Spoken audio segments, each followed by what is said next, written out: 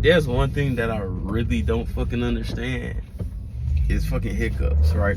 I get hiccups if I drink shit too fast, I eat shit too fast. You know what I mean? But the science to get rid of them hoes is crazy. Putting water in a cup and then put the napkin over the cup. Drink the cup through the napkin until the water is gone, and then your hiccups will be gone. I don't understand how the fuck that shit works. Shout out to Deuce Man. That boy put me on game.